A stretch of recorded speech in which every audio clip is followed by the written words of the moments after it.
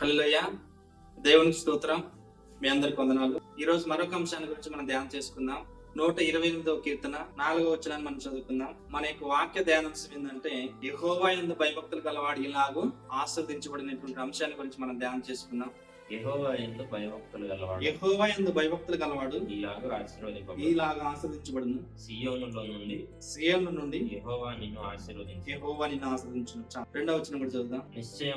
నిశ్చయముగా నీవు నీ చేతుల కష్టార్జితము అనుభవించదు. నీవు ధన్యుడవు, నీకు మేలు కలుగు. చిన్న ప్రార్థన చేసుకుందాం. మహోన్నతుడు ఒక దేవ, మహాగణుడ, పరిశుద్ధుడ, సర్వశక్తి సంపూర్ణ మీకు లేఖనాన్ని ధ్యానం చేసుకుంటుండగా వాక్యం మీద బిడ్డలు మీ వారి కనుక నాతో మీరే మాట్లాడి ముచ్చటించమని క్రీస్తు నామములో అడుగుచున్నాం తండ్రి, ఆమేన్.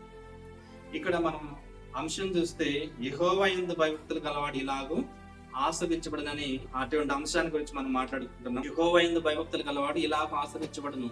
ఎలాగ ఆశీర్వదించబడుతుందని మనం చూస్తాం. నిశ్చయంగా నీవు నీ చేతుల కష్టార్జితం అనుభవించదు, నీవు ధన్యుడు, నువ్వు దీవించబడదు అని ఇక్కడ 128వ కీర్తన రాయబడినట్టుగా చూస్తున్నాం. కాబట్టి ఈ లోకంలో మనం ఎంతో కష్టపడతా ఉంటాం, ఎంతో శ్రమ పడతా ఉంటాం, ఎన్నో శ్రమలు కష్టాలు ఓర్చుకొని మనం సంపాదిస్తూ ఉంటాం. కానీ మన యొక్క చేతుల కష్టార్జితం మనం తినేటువంటి ఆ రుణం కూడా మనకి చాలా మందికి ఉండదు. చూస్తా ఉంటాం, ఎంతో కష్టపడి సంపాదిస్తారు, ఎంతో కష్టపడి డబ్బు సంపాదిస్తారు, అది విడిచిపెట్టి వెళ్ళిపోతారు.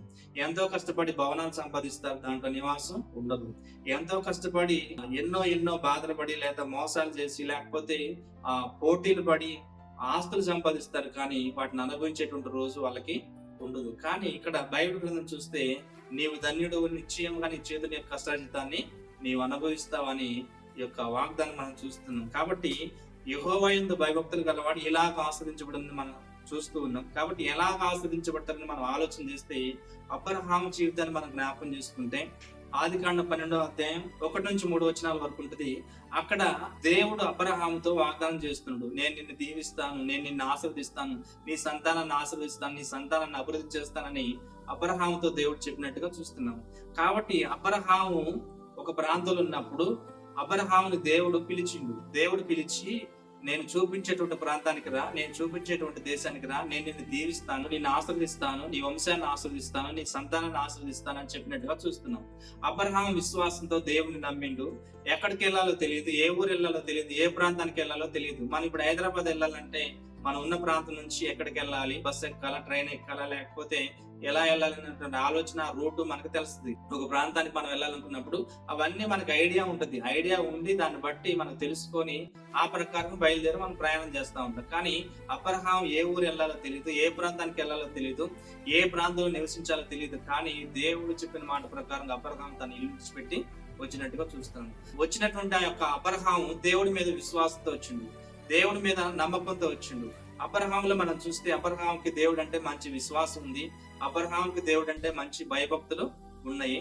అబ్రహాముకి మనం చూస్తే దేవుడు అంటే విధేయత చూపించేటువంటి వ్యక్తిగా ఉన్నాడు. అంటే అబ్రహాములో 3 లక్షణాలు ఉన్నాయి. ఏంటంటే, అబ్రహాము విశ్వసించేటువంటి వ్యక్తి, అబ్రహాము భక్తిపరుడు, అబ్రహాము విధేయత పరుడు. అంటే అబ్రహాము దేవుడికి విధేయత చూపించేటువంటి వాడు, అబ్రహాము దేవుడి మీద భక్తి కలిగినటువంటి వ్యక్తి, అబ్రహాముకి మంచి విశ్వాసం ఉంది. అంటే ఏ ప్రాంతానికి వెళ్ళాలో తెలియనటువంటి పరిస్థితుల్లో కూడా దేవుడి మాట నమ్మి వచ్చేసిండు.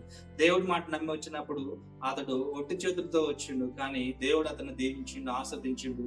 ఎంతగా దీవించిండు, ఆస్వాదించిండంటే మనం చూస్తే ఆదికాండ 24వ అధ్యాయం 35 వచనంలో 41 వచనంలో చూస్తే, అబ్రహాము అన్ని విషయంలో ఆస్వాదించబడ్డాడు, అబ్రహాము అన్ని విషయంలో ఆశీర్వదించబడ్డాడు, అబ్రహాము అన్ని విషయంలో దీవించబడ్డాడు. బహుమంది పనివారు అతనికి ఉన్నారు.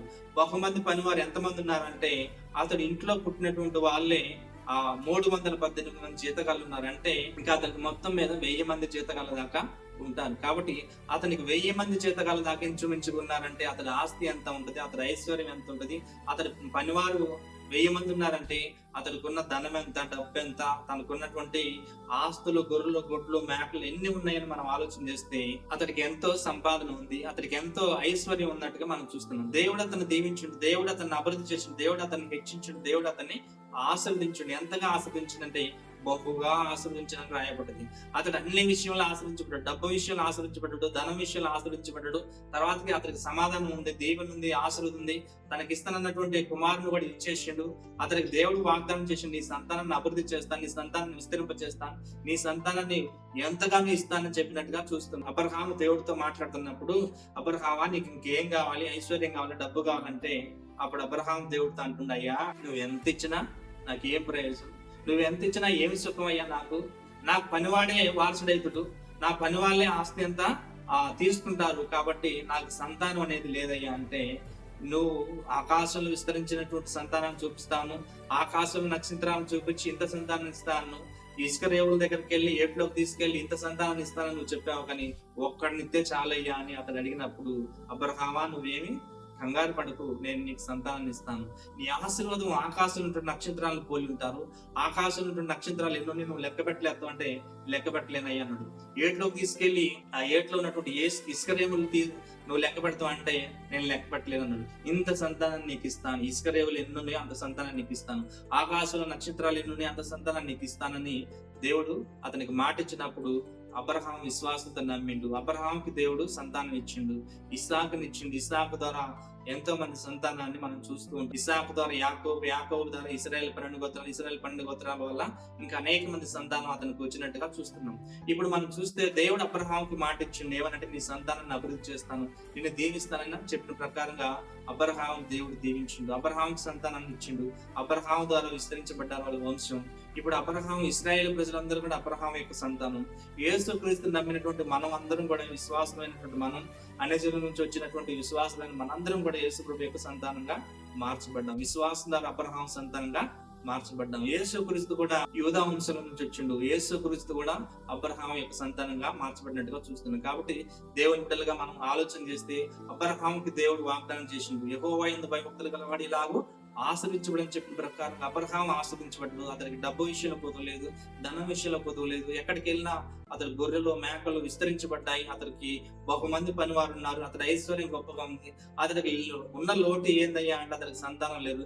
ఆ సంతానం కూడా వృద్ధాప్యమందు 100 సంవత్సరాలప్పుడు కూడా అతనికి సంతానం ఇచ్చినట్టుగా చూస్తూ ఉన్నాం. కాబట్టి అతనికి దేవుడు ఎంతగానో మేలు చేసిండు, అతడు ఎంతగానో దేవుని యొక్క ఆశీర్వాదాలు చూసిండు, అతడు ఎంతగానో దేవుని యొక్క మేలు చూసినట్టుగా చూస్తున్నాం. కాబట్టి మనం కూడా దీవించబడాలి, మనం కూడా ఆశ్రయించబడాలంటే, ఈ వాగ్దానం మనకు జరగాలంటే మనం కూడా దేవుని మీద మంచి విశ్వాసం మనకు ఉండాలి. అబ్రహాం లాంటి విశ్వాసం ఉండాలి, అబ్రహాం లాంటి విధేయత ఉండాలి, అబ్రహాం లాంటి భయభక్తులు మనకి ఉండాలి. అబ్రహాంకి దేవుడు ఏదైనా మాట చెప్తే అది ఖచ్చితంగా చేసి మనం కూడా దేవుని మాటని దేవునికి విధేయత చూపినప్పుడు మనల్ని కూడా దేవుడు దీవిస్తున్నాను, దేవుని యొక్క వాక్యం తినేస్తుంది. కాబట్టి అతని చేతుల యొక్క కష్టార్జితం అతను తినడు, అతని ఆస్తి అనుభవించిండు, అతని కష్టార్జితం అనుభవించిండు, అతడు పండు వృద్ధాభిమందు చనిపోయినట్టుగా చూస్తున్నాం. కాబట్టి దేవుని బిడ్డగా మనం కూడా ఆ దేవుని యొక్క మాటలు మనం విని దేవుని మీద మనం విశ్వాసం ఇచ్చినప్పుడు దేవుడు మనం దీవిస్తాడు, మనల్ని ఆశీర్వదిస్తాడని దేవుని యొక్క మాటలు తెలియజేస్తుంది. కాబట్టి యెహోవా యందు భయభక్తులు కలిగి ఉంటే మనం కూడా దీవించబడతాం, మన పిల్లలు దీవించబడతారు, మన కష్టార్జితం దీవించబడుతుంది, మనం చేసే ప్రతి పనులు మనం దీవించబడుతాం, మన వంశం దీవించబడుతుంది, మన యొక్క ఆస్తి దీవించబడుతుంది, మన యొక్క పిల్లలు ఆశీర్వదించబడతారని దేవుని యొక్క వాక్యం తెలియజేస్తుంది. కాబట్టి మనం దీవించబడాలి, మనం ఆశీర్వదించబడాలంటే మనం దేవుని విషయంలో మనం ఉండాల్సింది ఏంటంటే, మొట్టమొదటిగా విశ్వాసం ఉండాలి, రెండవదిగా భయభక్తులు ఉండాలి, మూడవదిగా విధేయత ఉండాలి. దేవుడు అంటే ఈ 3 విషయాలు అబ్రహాం దీవించబడ్డాడు. మనం కూడా ఈ 3 విషయాల్లో మనం విశ్వాసం కలిగి ఉంటే దేవుడు మనల్ని దీవిస్తాడు. దేవుడి మాటలు దీవించి ఆశీర్వదించును గాక. ఆమేన్. అందరికి తలలో ఉంచితే ప్రార్థన చేసుకుందాం. మహోన్నతుడు ఒక దేవ, మహాగండ పరిశుద్ధుడా మీకు వందనాలు ప్రభువా. యెహోవా యందు భయభక్తులు గలవాడు ఇలా ఆశ్రయించబడిన చెప్పిన ప్రకారంగా ప్రభువా అబ్రహాం ఎంతగానో ఆశ్రయించబడ్డాడు. అబ్రహాం ఆస్తి బహుగా విస్తరించబడింది. అబ్రహాంకి బహుమంది పని వాళ్ళు ఉన్నారు ప్రభువా. అబ్రహాం ఎంతో దీవించబడ్డాడు నాయన, అతని సంతానం ఆశ్రయించబడ్డది ప్రభువా.